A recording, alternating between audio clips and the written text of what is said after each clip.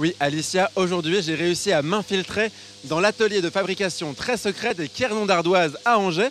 C'est ici que Romain et toute son équipe fabriquent ces chocolats dans le plus grand respect de la tradition.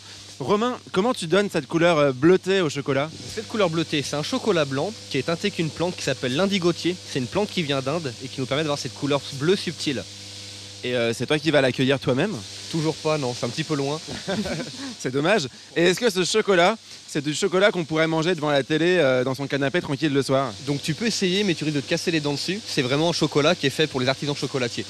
Donc tu commences tout à base de chocolat blanc? Exactement, chocolat blanc. Et alors, vous produisez plus de 3 500 000 Quernons par an. Comment est-ce que vous arrivez à garder une production artisanale? Donc il a fallu automatiser le début de la production, qui va nous permettre de poser plus rapidement notre nougatine. Mais en fin de production, j'ai toujours un contrôle manuel de mes chocolats, un par un. Alors, on va aller voir la fabrication. La nougatine, c'est celle-ci.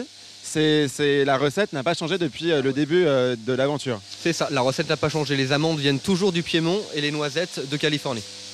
Alors, on va voir un peu la chaîne de fabrication. Tu peux nous raconter un peu ce qui se passe? Donc la nougatine est posée, elle va passer dans la machine qui enrobe le chocolat, par au-dessus, par en dessous, et après elle va suivre un long trajet d'une quinzaine de minutes pour être refroidie à la température qu'on veut. Et cette grosse machine là, elle est vieille, non? Elle marche toujours? Elle marche toujours et elle est de l'année de la création du Quernon d'Ardoise. Donc ça fait combien de temps? 50 ans qu'on l'a.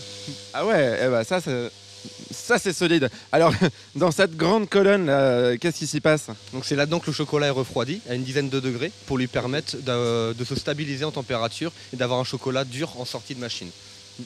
Et ici, là, on fait quoi? Et là justement, Mélinda, elle est en train de les contrôler un par un pour vérifier la qualité du produit.